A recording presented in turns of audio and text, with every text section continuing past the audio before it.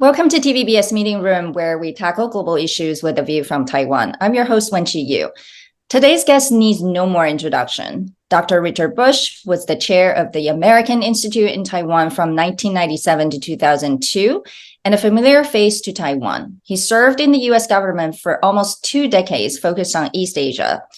Recently, he co-authored a book with Ryan Haas and Bonnie Glaser, U.S.-Taiwan Relations. TVBS is publishing its Chinese version, 步步为营, and it's available in Taiwan beginning in December. Welcome, Dr. Bush. Thank you very much. It's a pleasure to be with you. Well, let's start with the Xi-Biden summit. Last week's APEC summit drew world attention, but really most people were paying attention to the much anticipated Xi-Biden bilateral summit. Well, both sides put on a very friendly agreement to collaborate on countering fentanyl production, understanding the risks of AI, and military-to-military communications. But those who have dealt with China from the U.S. government know China would not have agreed to a summit without making demands related to Taiwan. So should Taiwan be worried? Taiwan people should certainly ask the question. But in this case, I do not think they should be worried, any more worried than they already are. Nothing has changed the situation as far as I'm concerned. The best evidence we have for what happened at the summit was the reported statements by President Biden and President Xi. There was not too much that was new in Xi Jinping's statement on the Taiwan Strait issue. He wanted arms sales to end. He stressed how important Taiwan was for the PRC. All that is routine rhetoric. The one new thing was that he said the United States should support peaceful unification. Now, it's not clear that he said that before. It's certainly not a theme of PRC declarations about Taiwan, but there is absolutely no chance that the United States, certainly under the Biden administration, is going to support China in its campaign for peaceful unification with Taiwan. First of all, we're quite clear-eyed about China's intentions and what they want about Taiwan. We're not going to be fooled. We understand that one country, two systems is very bad for Taiwan. We understand that the great majority of people in Taiwan are opposed to one country, two systems as a basis for unification. We have a great deal of respect for the wishes of people in Taiwan, which is a pretty good democratic system. We understand that one country, two systems would have profound consequences for Taiwan's democracy. Also, one can question his use of the word peaceful, because something important has been happening in PRC strategy towards Taiwan since Tsai Ing-wen became president in 2016. Beijing has moved to a strategy of what I call coercion without violence. That means exerting a lot of pressure, intimidation, marginalization, demonization, interference in Taiwan, and attacking the DPP administration and its leaders. The purpose of this is to basically break the spirit of the Taiwan people, to continue this campaign in a relentless way, and in the hopes that people in Taiwan will finally say, this struggle is not worth it. We should just settle for the best deal we can. So on that point, I just want to drill down a little bit. Sure. Why do you think that Beijing thinks this kind of tactic would work? Just given even over the last 20 years almost, whenever Beijing issues warnings or threats to targeting Taiwanese people, it seems to have this kind of counterproductive effect from their point of view. Well, that's a really good question. First, I would say that this is the way the CCP deals with people in China that it doesn't like. It squeezes them until they give up. So it's a natural Leninist kind of tactic. Second, this is a low-risk strategy. Going to war could create great damage for China, partly because the U.S. Might intervene, and Beijing probably assumes that the United States would intervene. So the cost could be very great. It's not clear that Beijing would win. The Taiwan that they took possession of would be destroyed, basically. So why not try something else that is different from the approach of the Ma administration, but does put pressure on the government and people of Taiwan? There's no guarantee that it'll work, but it might. And there is some evidence that it is working. Yeah. It's interesting. It sounds like on one hand, Beijing is trying to influence Taiwan's opinion and, from their point of view, obviously hoping to sort of cripple Taiwanese people's will of resistance. On the other hand, which, I do want to talk to you about because I believe that's the origin of the book, is trying to say, even though in Washington, D.C., there's a lot of speculation whether Xi Jinping or China is going to invade Taiwan in 2027. And, during the Biden-Xi summit, you also see Xi Jinping actually clarify that they have no plan to invade Taiwan in 2027. Can you just focus on that a little bit? Should we worry about 2027 or not? I'd be happy to try. I wasn't in the room during the summit, so I don't know exactly what happened. But there is some information that Xi Jinping said that there are no plans to invade Taiwan. I think that's what he actually said. But he said it in answer to a question from President Biden. In the PRC government's statement about the meeting that goes into detail about what Xi Jinping said, it doesn't say that. It did not include that, yes. Yeah. So I think this is one of those cases where he may have been caught off guard, may have not been expecting this question, and so had to come up with an answer very quickly. I mean, it's not a bad answer. Just to say you have no plans doesn't mean you might actually won't. Plans. Yeah. But my understanding of the broader situation is that Chinese leaders for some time believe that they need to build up the power of the PLA, at least to deter Taiwan independence.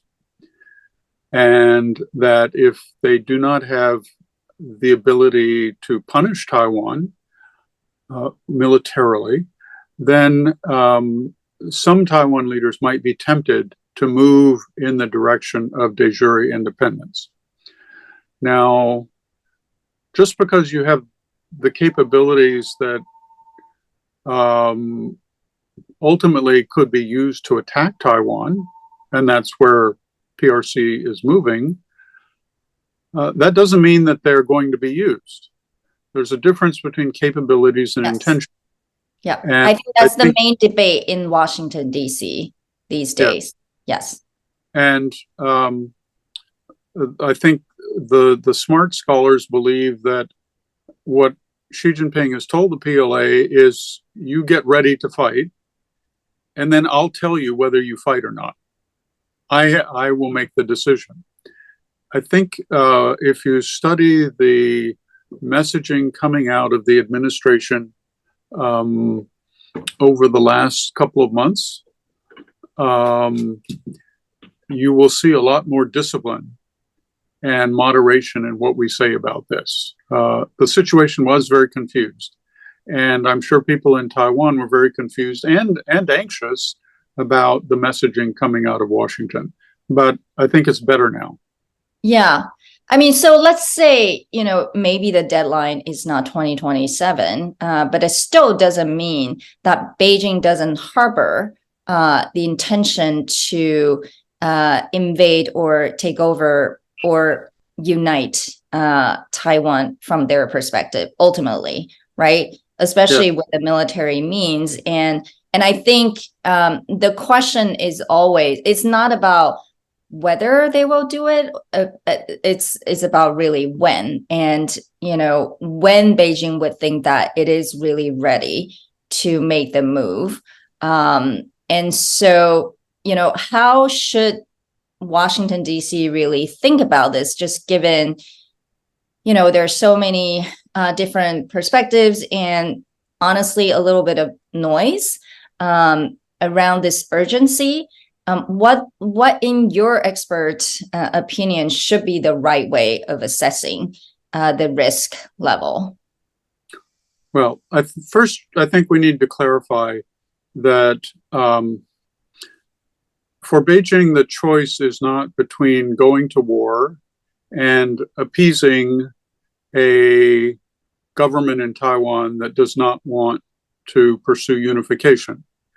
I think that Chinese leaders, if it is possible, would like to settle this, as they say, peacefully. And they've been very patient over the last 40 years. They have not been so patient on some other issues. They have drawn red lines when it appeared to them that Taiwan was moving in a negative direction. They did try to work with President Ma Ying-jeou to advance in a gradual, cooperative way in the direction of closer and closer relations. I think they still understand the costs of going to war. And there may be a lack of confidence in the PLA's ability to win. So what I think they're worried about and what might trigger a war are actions from Taiwan that Beijing would perceive as closing the door on any future possibility of unification. What would that look like? I think it would look like a binding and authoritative action to change the legal identity of Taiwan and create a Republic of Taiwan, essentially Taiwan independence. So can we also focus on that? Sure. And I think, there's a lot of writing and framing of Taiwan independence and what that really means. Some involve, the official declaration. Some would say, Taiwan's already an independent country.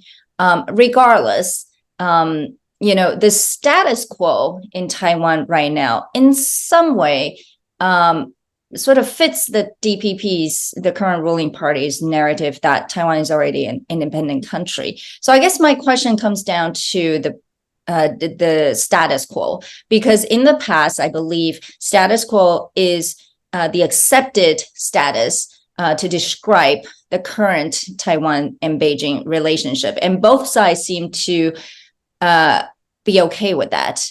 But increasingly, as you said, Beijing has been patient, but will Beijing continue to be as patient to accept status quo? Because it may imply the de facto permanent separation if this kind of status quo continues. So what do you think Beijing is really thinking? Will they continue to see status quo as an acceptable status for Taiwan? Well, one problem is that different people have different definitions of the status quo. The United States says that we oppose any unilateral action by either side to change the status quo, and then we don't define what it means. We refuse to define what it means. The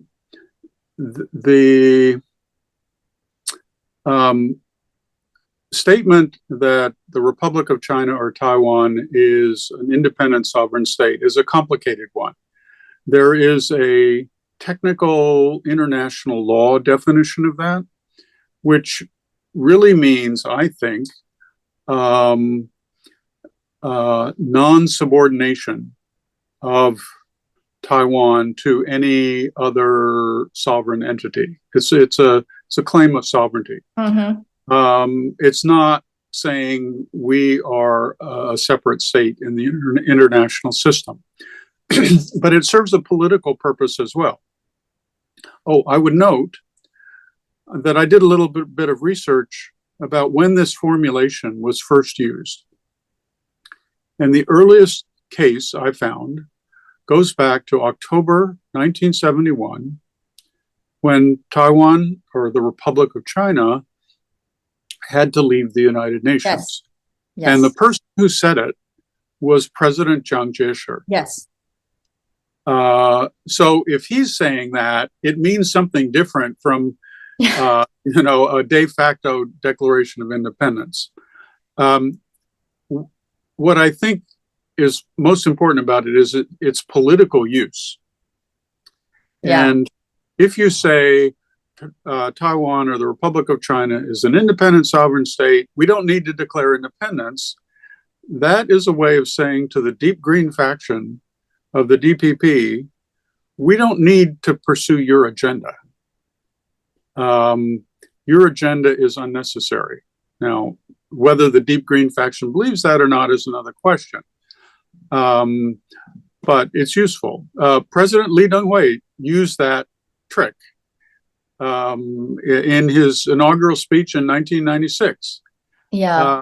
So this is a sort of a recurring theme in Taiwan's political discourse. I think I want to come back. Thank you for that explanation, which is extremely important. But I do want to come back to the question of status quo. Sure. Okay. And because it is so connected to independence, I would say, Beijing pretty much frames anything that the DPP does as pro-independence. Yes. It could have been done by the KMT, but, Beijing may not have framed it that way. So in that case, is it really fair to, really frame the DPP or the current government's behavior as pro-independence, and what that really means for status quo? And will Beijing continue to be patient with the status quo if there is another DPP government for the next 4 years or even 8 years? To work back, I think that Beijing will be willing to be patient with another DPP government. It probably will, or certainly will, continue the campaign of coercion that it has employed against the Tsai administration to continue to undermine the confidence of Taiwan people in the future. It may tighten up that coercion a little bit. I have no idea what their plans are. But as I said before, the risks are low, and the whole thing may work. And there is some evidence that it is working. Now, the action by a DPP government that I think would signal to Beijing that the status quo is changing is a step that suggested that it was the intention of that government to change Taiwan's legal identity. And there were a couple of times that Chen Shui-bian, when he was president, did exactly that. Right. But Chen's time is also different from Tsai's time, and maybe different again for Lai's time, because the entire global environment is different. The public opinion in Taiwan is also different today. Yes. And I think, let's actually talk about public opinion in Taiwan, because, the presidential election is coming up in January, compared to even 8 years ago when Tsai won the election. It seems that Taiwan's public opinion has moved even further away from this idea that Taiwanese people actually want to be governed by Beijing or under the same regime in any shape or form. So, and as we see, Pan Blue has not been able to have a coalition as of today, and the registration deadline is Friday. And then the DPP just announced Kim Xiao, the former de facto ambassador to DC, as the vice presidential candidate. What do you think is going to happen on January 13th, and what does that mean for Taiwan's future? Well, it's a good question. I have made bad mistakes trying to predict the outcome of elections, including the Trump-Clinton election. But clearly, everybody understands in Taiwan that what happens between the non-green political parties and actors is very, very important in the outcome. We saw in the year 2000 when the blue forces were divided and Chen Shui-bian won with less than 40% of the vote. So the pressure to work out some sort of mutually acceptable arrangement is there. Mm-hmm. I can tell you that the United States is ready for anything. We cannot predict ourselves who's going to win the election, and so we have to be ready to deal with any new government, and we certainly don't want to alienate one political party mm-hmm. by favoring another political party when the first political party wins. So I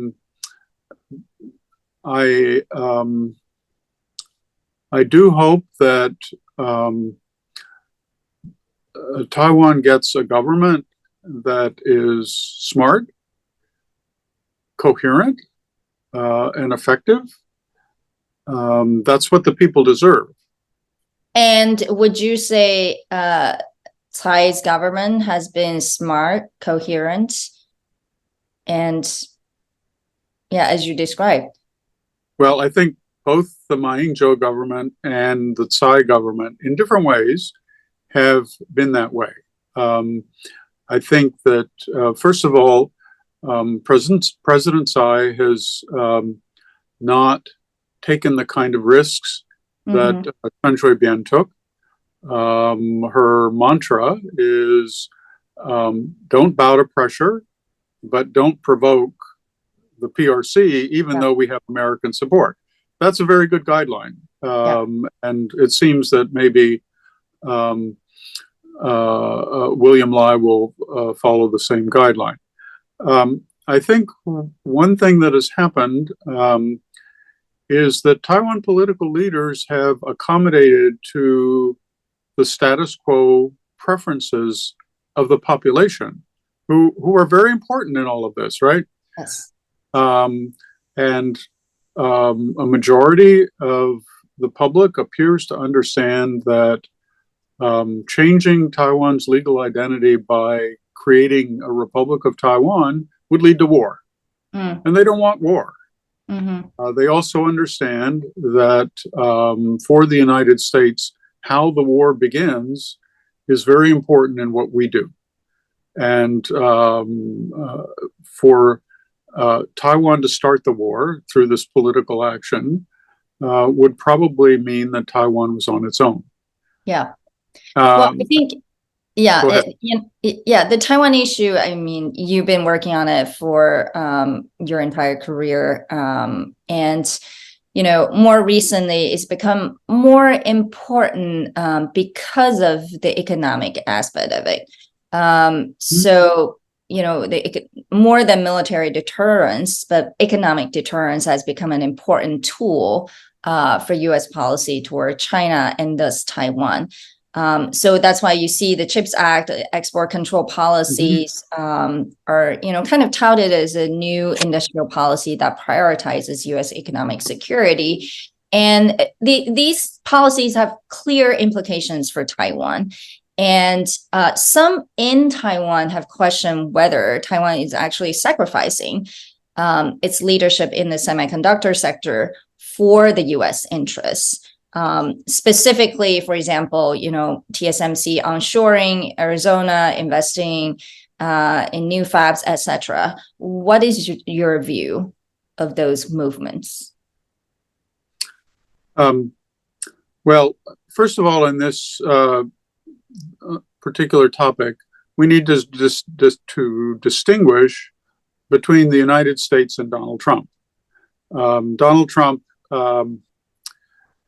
basically tried to extort payments from the United States, in this case in the form of a chip foundry in Arizona.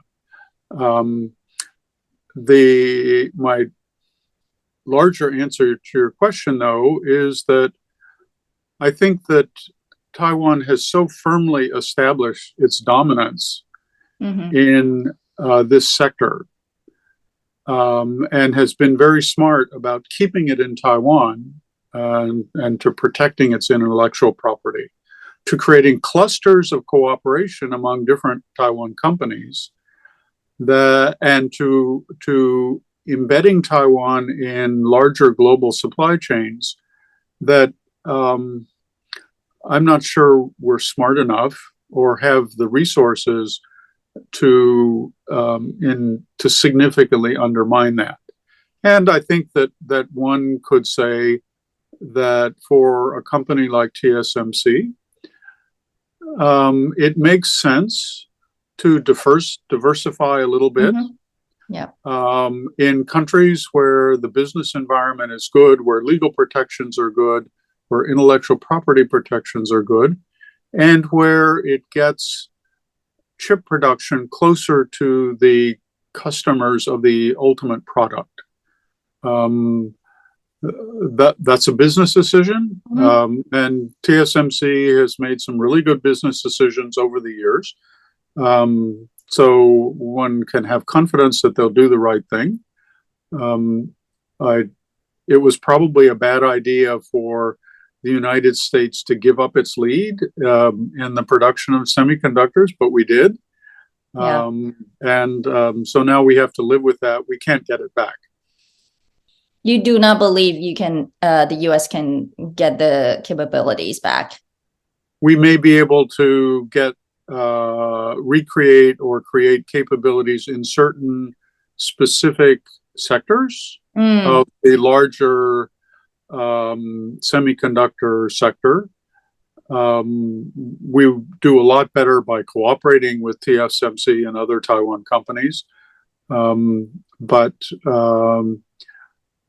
I actually think that there are other things that the United States would best be advised to invest our resources in, rather than trying to compete with TSMC and the other companies in Hsinchu and other places. Interesting view. Thank you for that, which is very important. Well, the last part we really wanted to talk about is Taiwan's connection to the other fronts of conflicts in the world. So, just a few weeks ago, the Hamas-Israel war broke out. On top of that, we have a Ukraine-Russia war. And so there's a growing voice in the U.S. calling for actually more focused defense support for Taiwan. just in case there may be a third battlefield, that the U.S. may be too stretched. Some even wanted to reduce support for Ukraine. And what is your view of this? Should Taiwan be viewed as part of the broader support for Ukraine, or this is more of an either-or scenario? I don't think it's an either-or scenario.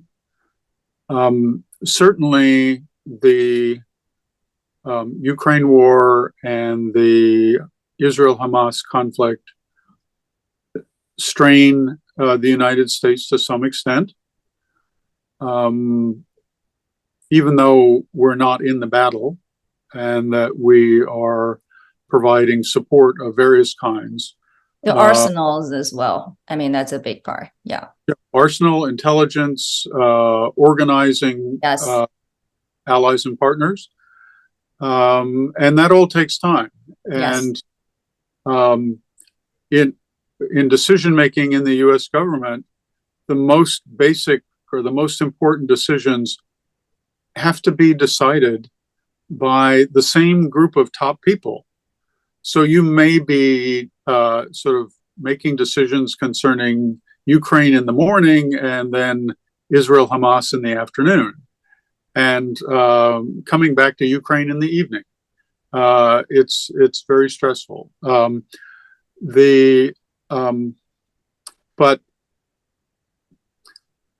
there's some worry. There's a real worry in Taiwan that somehow Taiwan would be deprioritized since there's just too many fires to put out for the U.S. right now.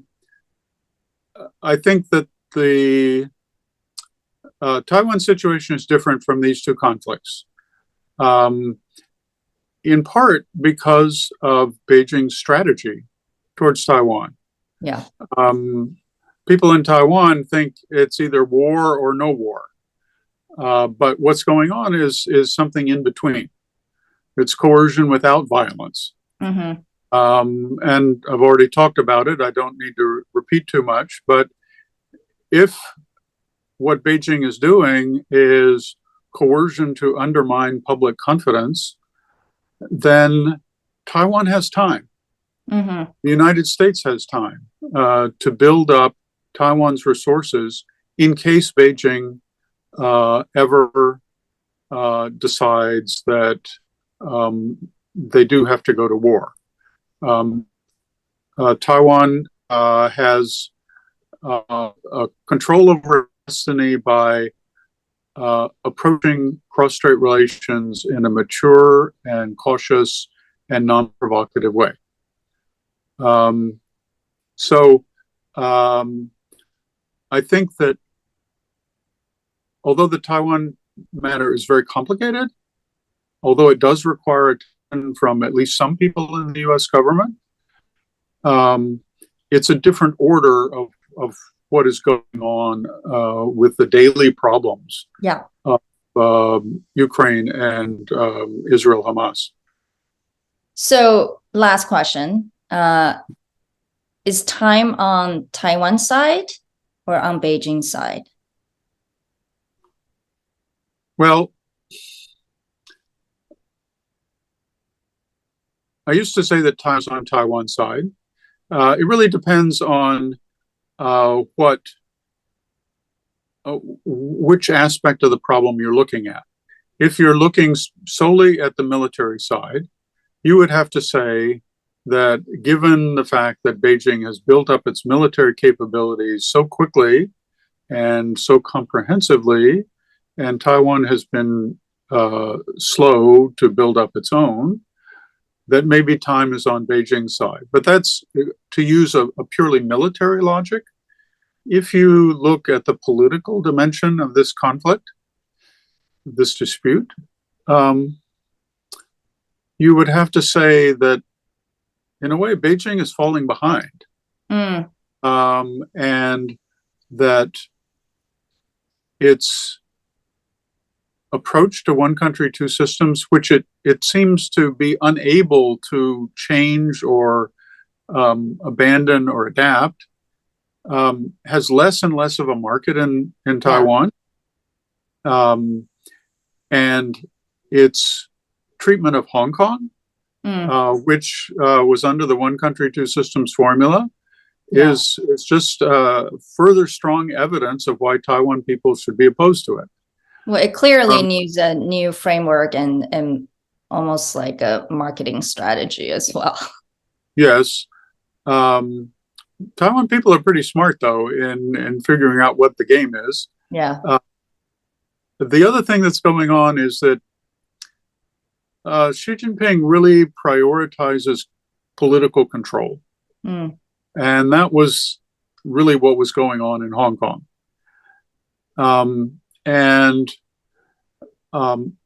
So I think the sort of new framework would emphasize control as well. So that's not going to be acceptable. So time, in a way, is on Taiwan's side when it comes to the political side of this relationship. It has opportunities to improve its democracy, to use some of the nation's resources to build up its military power, not only in hardware, but also in software. It has time to solidify its relationship with the United States and with other friendly countries. It has time, in spite of the PRC campaign of coercion, to strengthen solidarity among the people of Taiwan, so that they do not give up hope and play into Beijing's hands. Well, thank you. It's good to hear that time is still on Taiwan's side. So more importantly, I wanted to thank you for keeping Taiwan understood and well explained in Washington, D.C. over the years. And in a time like this, I think it's even more important. For those who are interested in the most authoritative views on U.S.-Taiwan relations, the Chinese name Bubu Weiying, is a must read. So thank you, Richard, for joining us today. Take care. Thank you. It's my pleasure. And thanks for publishing the Chinese edition of the book. Thank you.